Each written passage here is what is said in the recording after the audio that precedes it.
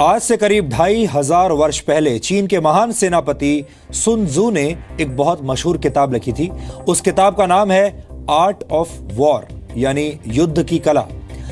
सुन Tzu युद्ध की रणनीति बनाने के मामले में बहुत माहिर माने जाते थे और उन्होंने कहा था कि अगर आप दुश्मन से दूर हैं तो भी उसे यह विश्वास दिलाएं कि आप उसके बेहद करीब हैं। सुन त्सू ने युद्ध की रणनीति के संदर्भ में एक और बात कही थी। उन्होंने कहा था कि अगर आपका दुश्मन चिड़चिड़ा है तो उसे और परेशान करो। सुन त्सू ने ये बातें आज से 2500 वर्ष पहले चीन में कही थी, लेकिन आज भी उनके फॉर्मूलों का इस्तेमाल अमेरिका कर रहा है। नॉर्थ कोरिया की तरफ से परमाणु हमले और परमाणु परीक्षण की धमकी मिलने के बाद अमेरिका ने चाइनीज युद्ध नीति का इस्तेमाल किया है और इस वक्त पूरी दुनिया की नजर नॉर्थ कोरिया और उसकी सीमाओं पर हो रही गतिविधियों पर है। यह स्थिति अगर काबू में नहीं आई तो फिर युद्ध भी हो सकता है। फिलहाल अमेरिका नॉर्थ कोरिया पर दबाव बढ़ा रहा है। नॉर्थ कोरिया और साउथ कोरिया दोनों इस वक्त अमेरिका के निशाने पर हैं। नॉर्थ कोरिया को अगर किसी भी तरह का डर हुआ तो वो तुरंत दक्षिण कोरिया पर हमला कर देगा और फिर अमेरिका दक्षिण कोरिया के साथ मिलकर नॉर्थ कोरिया पर यानी उत्तरी कोरिया पर जवाबी कार्रवाई शुरू कर देगा। इस बीच अमेरिका दबाव की रणनीति पर भी काम कर रहा है।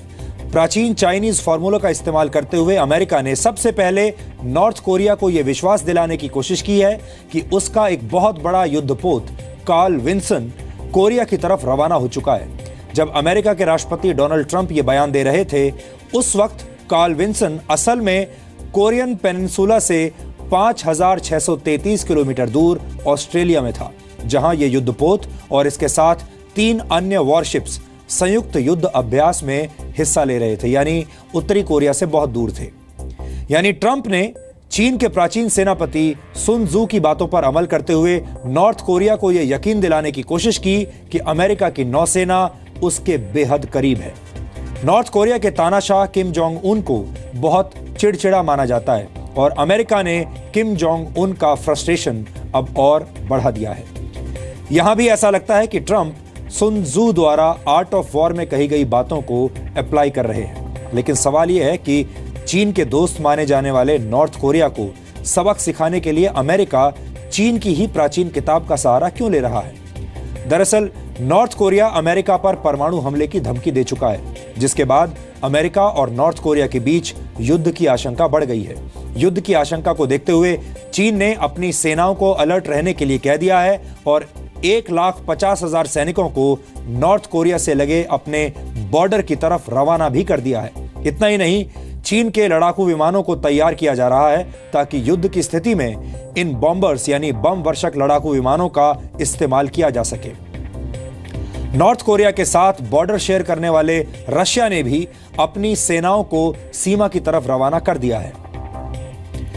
लेकिन अब सवाल यह है कि भारत से 5000 किलोमीटर दूर कोरियाई प्रायद्वीप में आखिर ऐसा क्या हो रहा है कि America, south Korea, Japan, north Korea के खिलाफ युद्ध छेड़ने के लिए धमकी दे रहे हैं। आज हम आपके इन सभी सवालों का जवाब देंगे और इस खबर का ऐसा विश्लेषण करेंगे जिसे देखने के बाद आप भी नॉर्थ कोरिया और उससे जुड़ी कूटनीति के जबरदस्त एक्सपर्ट बन जाएंगे। नॉर्थ कोरिया में 15 अप्रैल को नेशनल डे मनाया गया था, जिसे डे ऑफ द सन भी कहा जाता है। इस मौके पर नॉर्थ कोरिया ने परेड के जरिए अपनी सेना की ताकत पूरी दुनिया को दिखाई थी।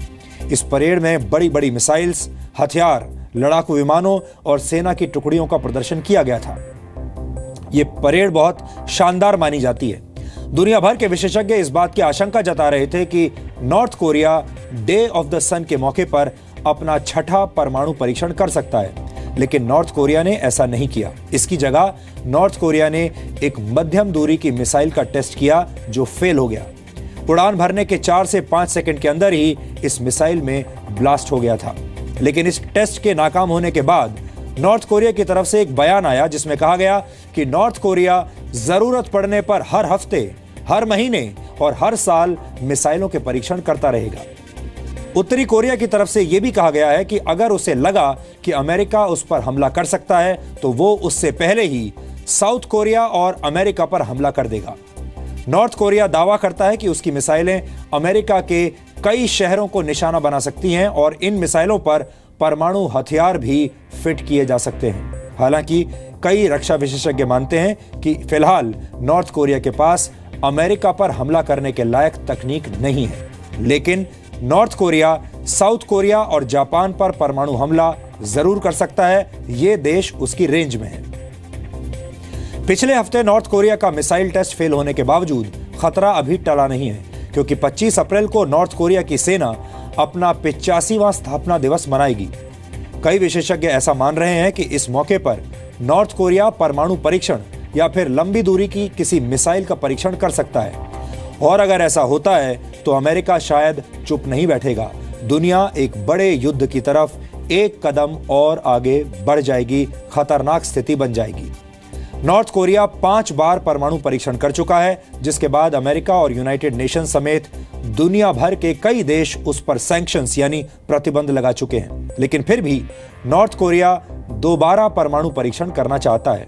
अब सवाल यह है कि नॉर्थ कोरिया जिस परमाणु युद्ध की धमकी दे रहा है, उसका खामियाजा दुनिया के कौन कौन से देश भुगतेंगे। इसमें सबसे पहले नंबर पर है नॉर्थ कोरिया का पड़ोसी देश साउथ कोरिया, जिसके लगभग सभी शहर नॉर्थ कोरिया की मिसाइलों की रेंज में आते हैं। दूसरे नंबर पर आता है जापान, जिसे नॉर्थ कोरिया अपना पारंपरिक दुश्मन समझता है। और तीसरे नंबर पर होगा खुद अमेरिका, जो नॉर्थ कोरिया का दुश्मन है और साउथ कोरिया और जापान का घनिष्ठ मित्र है। अमेरिका के कई सैनिक जापान और साउथ कोरिया में मौजूद हैं, और किसी परमाणु या गैर परमाणु हमले की सूरत में ये सैनिक भी निशाना बन जाएंगे, मारे जाएंगे। अब आप सोच रहे होंगे कि रशिया और चीन का इस युद्ध में क्या रोल होगा। दरअसल चीन और नॉर्थ कोरिया की दोस्ती बहुत पुरानी है। वर्ष 1950 में जब नॉर्थ कोरिया ने साउथ कोरिया पर हमला किया था, तब चीन ने नॉर्थ कोरिया का साथ देने के लिए अपने सैनिक भेजे थे, और रशिया ने भी चीन और नॉर्थ कोरिया का साथ दिया था, जबकि अमेरिका ने साउथ कोरिया का साथ दिया था। जापान ने कोरिया के युद्ध में हिस्सा नहीं लिया था, क्योंकि वो उस वक्त विश्व युद्ध और अपने ऊपर परमाणु हमले के सदमे से उबर रहा था। वैसे भी जापान के संविधान के मुताबिक वहां की सेना जापान के बाहर किसी भी युद्ध में हिस्सा नहीं ले सकती। चीन ने अपने 1.5 लाख सैनिक नॉर्थ कोरिया के साथ लगे अपने बॉर्डर की तरफ भेजे हैं, और साथ ही लड़ाकू विमानों को भी तैयार रहने के लिए कहा है। इसकी 2 वजहें हैं। पहली वजह यह है कि नॉर्थ कोरिया और चीन के बीच एक समझौता है, जिसके मुताबिक दोनों देशों में से किसी पर भी अगर हमला होता है तो दूसरा देश उसे बिना शर्त के मदद करेगा। इसमें सैन्य मदद और हथियारों की मदद भी शामिल होगी। यह समझौता वर्ष 1961 में हुआ था। इस समझौते को हर 20 वर्ष में एक बार रिन्यू किया जाता है, यानी यह समझौता वर्ष 1981 और फिर 2001 में रिन्यू किया जा चुका है, और फिलहाल इस समझौते की एक्सपायरी डेट वर्ष 2021 में है। यानी अगर आज कोई देश नॉर्थ कोरिया पर हमला कर दे तो चीन को नॉर्थ कोरिया का साथ देना पड़ेगा, उसकी मदद करनी पड़ेगी। चीन की चिंता की दूसरी बड़ी वजह यह है कि वो नॉर्थ कोरिया के साथ 1420 किलोमीटर लंबा बॉर्डर शेयर करता है। चीन और नॉर्थ कोरिया को यालू और ट्यूमेन नामक नदियां अलग करती हैं, और दोनों देशों के बीच पेक्तू नामक एक पर्वत भी है। अगर अमेरिका उत्तरी कोरिया पर हमला करेगा तो उत्तरी कोरिया से बड़ी संख्या में रिफ्यूजी चीन में घुसने की कोशिश करेंगे, और ये चीन के लिए एक बड़ी परेशानी की वजह बन जाएगा। चीन इस युद्ध में नॉर्थ कोरिया का साथ इसलिए भी दे सकता है क्योंकि चीन कम्युनिज्म का समर्थक है, और नॉर्थ कोरिया दुनिया का अकेला ऐसा देश है जो कम्युनिस्ट विचारों का पालन बहुत सख्ती से करता है। लेकिन मजेदार बात यह है कि अमेरिका ने नॉर्थ कोरिया को रोकने की जिम्मेदारी भी चीन को ही दे दी है। अमेरिका चाहता है कि चीन के राष्ट्रपति शी जिनपिंग नॉर्थ कोरिया के तानाशाह किम जोंग उन से बात करें और उसे अपना परमाणु कार्यक्रम रोकने के लिए कहें। चीन नॉर्थ कोरिया का सबसे बड़ा व्यापारिक साझेदार है, क्योंकि नॉर्थ कोरिया अपना 90% व्यापार चीन के साथ ही करता है। इसलिए चीन व्यापार में कमी लाकर नॉर्थ कोरिया पर दबाव बनाने की कोशिश कर सकता है। दूसरी तरफ रशिया ने भी अपनी सेनाएं और हथियार नॉर्थ कोरिया के साथ लगे बॉर्डर की तरफ रवाना कर दिए हैं। रूस को भी यह आशंका है कि युद्ध की स्थिति में नॉर्थ कोरिया के रेफ्यूजी रशिया में दाखिल होने की कोशिश करेंगे। इसके अलावा अगर अमेरिका ने नॉर्थ कोरिया के परमाणु ठिकानों को तबाह करने के लिए हमला किया तो इसका असर रशिया पर भी पड़ेगा। परमाणु ठिकानों पर हमले के बाद रेडियो एक्टिव बादल 2 घंटे में रशिया तक पहुंच सकते हैं। हालांकि अभी यह समझना मुश्किल है कि रशिया सिर्फ खुद को बचाने की तैयारी कर रहा है या फिर नॉर्थ कोरिया का साथ देने की। नॉर्थ कोरिया के पास दुनिया की 5वीं सबसे बड़ी सेना है, जिसमें 7 लाख सैनिक हैं। इसके अलावा नॉर्थ कोरिया में 45 लाख लोग ऐसे हैं जिन्हें युद्ध की स्थिति में सैनिक की भूमिका में इस्तेमाल किया जा सकता है। नॉर्थ कोरिया और अमेरिका का यह टकराव एक गंभीर और विनाशकारी युद्ध में बदल सकता है और हमने इस आशंका पर आज आपके लिए एक वीडियो विश्लेषण तैयार किया है।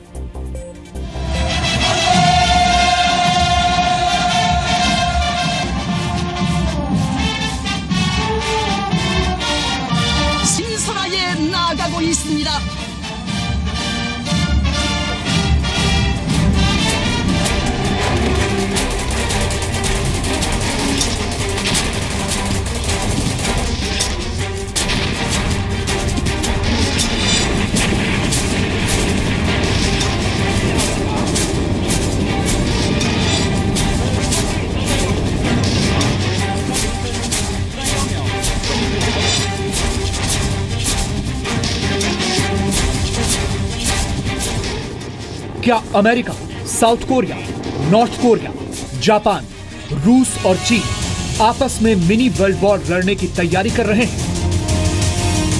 क्या नॉर्थ कोरिया गुस्से में न्यूक्लियर बटन दबाने वाला है?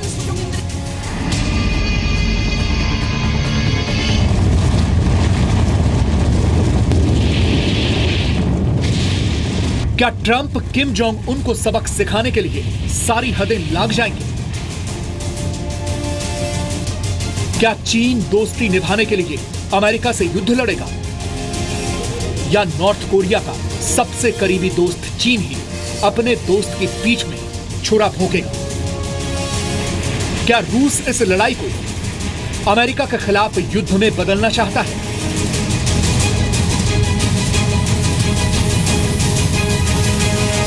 और क्या जापान और south Korea Kim Jong Un के परमाणु पागलपन का शिकार हो जाएंगे?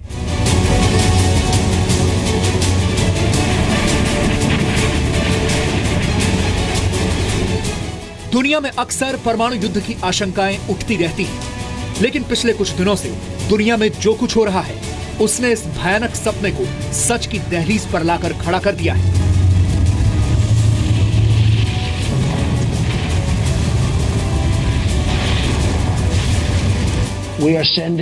हम वहां आर्माडा भेज रहे हैं जो कि बहुत शक्तिशाली हैं। हमारे पास बहुत शक्तिशाली सबमरीन्स भी हैं और मैं बता दूं वो एयरक्राफ्ट कैरियर्स से ज्यादा शक्तिशाली हैं। कुछ दिनों पहले अमेरिका के राष्ट्रपति डोनाल्ड ट्रंप ने कहा कि उन्होंने आर्माडा यानी जंगी जहाजों का एक बेड़ा नॉर्थ कोरिया की तरफ रवाना कर दिया है, लेकिन यह बेड़ा नॉर्थ कोरिया जाने के बजाय उल्टी दिशा में जा रहा था। पूरी दुनिया में ट्रंप का मजाक उड़ाया जा रहा है। यह कहा जा रहा है कि ट्रंप को अपनी सेना के मूवमेंट की जानकारी ही नहीं है। लेकिन कुछ विशेषज्ञ मानते हैं कि अमेरिका का ये धोखा काम आ गया और पिछले हफ्ते नॉर्थ कोरिया ने परमाणु परीक्षण नहीं किया। शायद नॉर्थ कोरिया को डर था कि अगर उसने परमाणु परीक्षण या परमाणु हथियार ले जाने में सक्षम लंबी दूरी की मिसाइल का परीक्षण किया तो अमेरिका अपने युद्धपोत की मदद से हमला कर सकता है।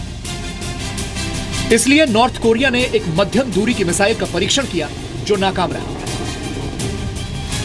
लेकिन इस परीक्षण के ठीक एक दिन बाद अमेरिका के उपराष्ट्रपति माइक पेंस साउथ कोरिया और नॉर्थ कोरिया के बॉर्डर पर पहुंचे। इस बॉर्डर को डीएमसी यानी डीमिलिटराइज्ड जोन कहा जाता है।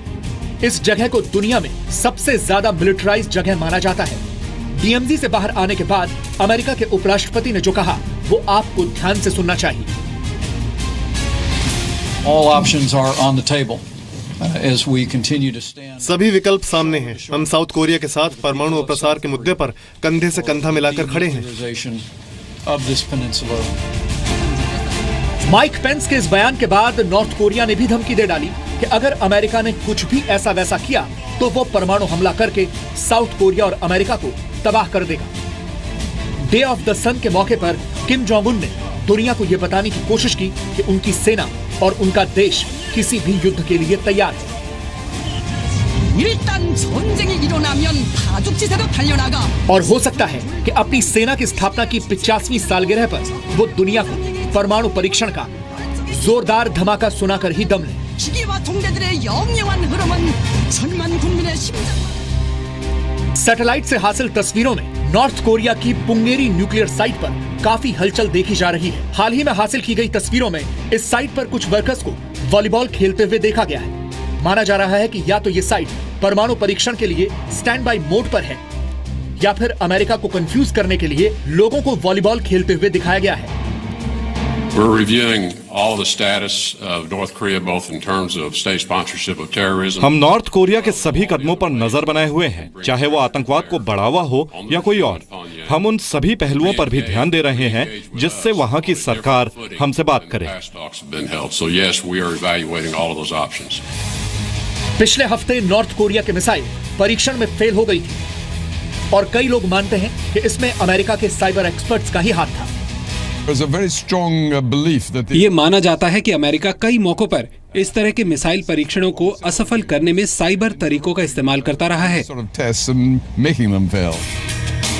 लेकिन नॉर्थ कोरिया पर सिर्फ अमेरिका की ही निगाह नहीं है, बल्कि चीन ने भी नॉर्थ कोरिया के बॉर्डर की तरफ 1,50,000 सैनिक रवाना कर दिए हैं।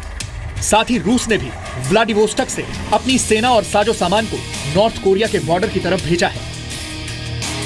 इंटरनेट पर वायरल तस्वीर में दावा किया गया है कि चीन की बड़ी सैन्य टुकड़ी हथियारों के साथ नॉर्थ कोरिया के बॉर्डर की तरफ जा रही है।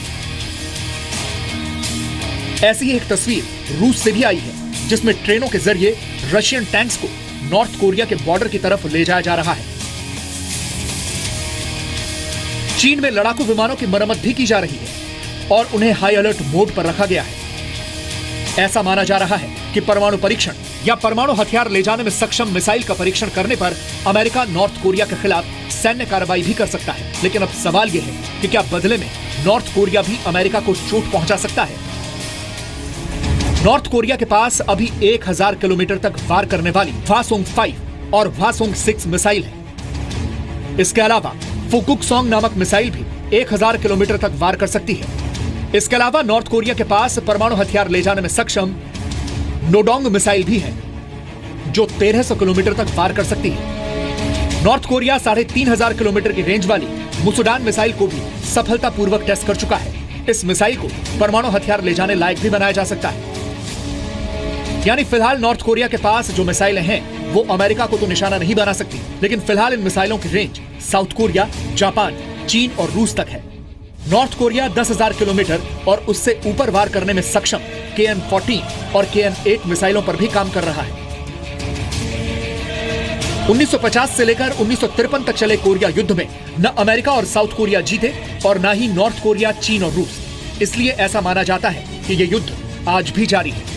इस युद्ध के दौरान अमेरिका जैसे महाशक्तिशाली देश को चीन और रूस ने काफी परेशान किया था।